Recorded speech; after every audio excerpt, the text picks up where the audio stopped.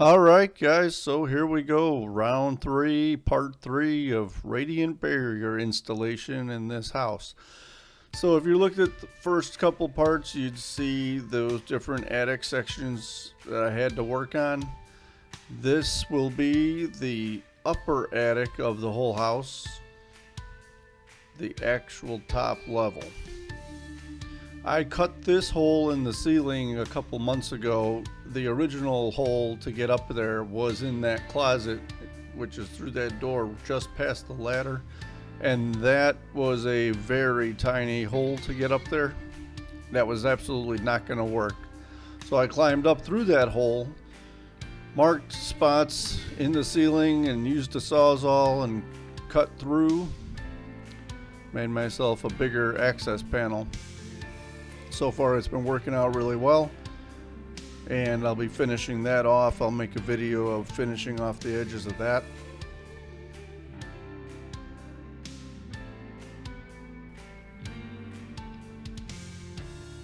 So this is the radiant barrier that we're going to be putting up there. It's just a really thick aluminum foil type of product. And up here you can see some insulation. So what I started out with up here was just a little bit of maybe blown in insulation, just barely up to the top of those studs, as you can see right there. And this house, the winter previously, was just absolutely freezing upstairs. So I added this R30 for the most part on top of the attic floor. We're going to be going down through all the way to the end here on the west room. This is the master bedroom, which is on the south side of the house. And that room was really hot last summer. And that's pretty much why we're trying to put this radiant barrier up, is to keep the heat from penetrating the attic and making its way down into the house this coming summer. So step one is to, of course, put my supplies up in there. I had learned my lesson about trying to manipulate the roll that this comes on in the first video. If you look at my part one, this stuff is pretty heavy. When it's on that roll, it's 250 feet. So I learned that it's best to take it outside, unroll it, pre-measure what I think I need up in the attic section, and cut it out there, roll it up. And I marked it with the length that I need for different sections of the attic up here, so that once I get up here, I know what I've got to work with. So to start out, I got some wood planks that I could use to get myself back there to the far end of each of those room sections that I just showed you. And going back there, what I started out doing was taking just the one or two rolls with me and started running it along the sides. So I've got a stick with a nail on it that I'm using to push it down into the farther crevice down at the bottom of the roof line there. And once I get it kind of into position down there, go ahead and staple it up on the rafter with my Ryobi 18 volt stapler and some 1/4 inch staples. If you don't mind, please click like and subscribe to the channel. Leave a comment if you've done anything like this before or you're planning on it. Any tips and tricks you can leave for other people. I know I always read the comments on videos and it really helps me a lot, so I'd appreciate that. Thanks. So like I said, I started out just putting down these sections on, like I'm doing here, on each side, and then I went back with some pieces that were cut down the middle and ran them along each side of the peak. Worked out all right. Here's an example of, in the north bedroom, how I already have the two on the side. And then I'm going to go through the 1/4 inch staples and then using a box cutter to cut the radiant barrier.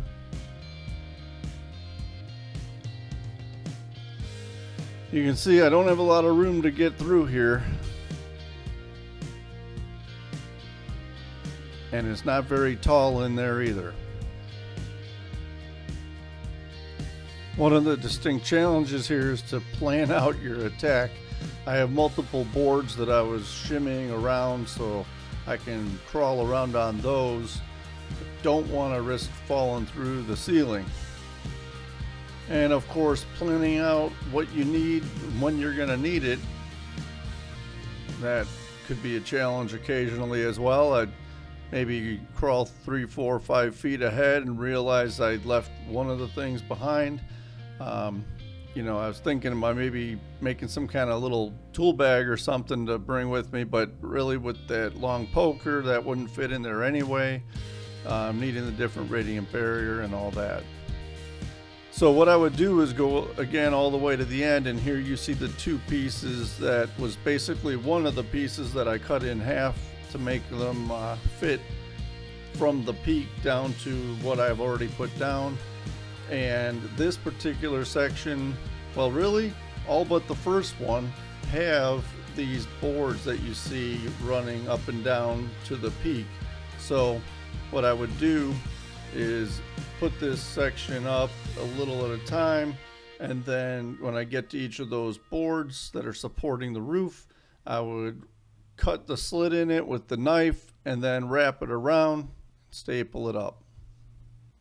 Hey guys, leave me a comment too about how this voiceover thing is working. I really would have a hard time narrating this while I was doing the work, so I thought I'd try it this way. I apologize for the strobing light. As I've mentioned in other videos, the light doesn't actually strobe. It's just that with the frames of the video, it looks like it's strobing, and sorry for that. It's just using that light is really helpful to have that headlamp on. So as much as I know it causes a problem with the video, it's really just something I needed to have. So I have an LED spotlight working as well, but having the light on my head is just so much more helpful because it kind of just puts the light right where I'm looking all the time.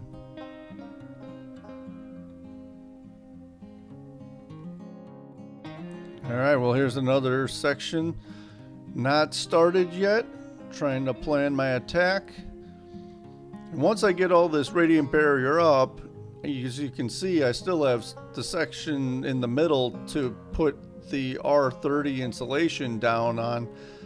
What I wanted to do was get the radiant barrier up and probably be putting some more gable vents under each peak, at least most of them if I can.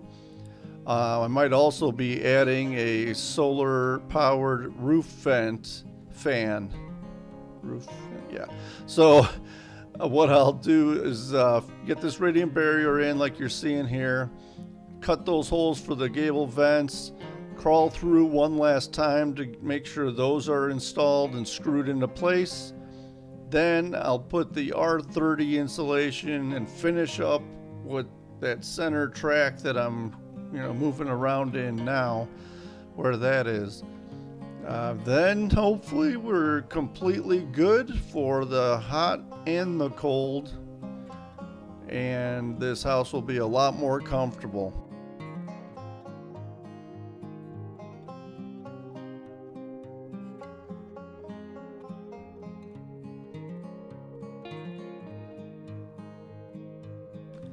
You can see there's a gap between these two pieces right there, and that won't really matter. The point of the radiant barrier is to reflect the heat back up. It's not at all airtight. There's actually perforations in the whole thing, so it's not supposed to be airtight, so that gap really just won't even matter.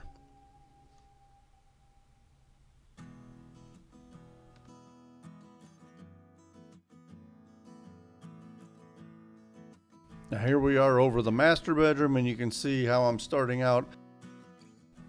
The biggest lesson I can tell you about this whole thing that I learned was to head to the furthest back spot where you're going to start with everything that you're going to want to put up. And by doing that, you make your way out and do the both sides, the top, kind of as you go. And it just works out a lot better than going back and forth over and over. Of course, I didn't figure that out till I was pretty much in this last couple of sections. And by then I had kind of mastered it and figured out that that's the best way to do it. So hopefully if you watch this, it'll save you a lot of extra effort.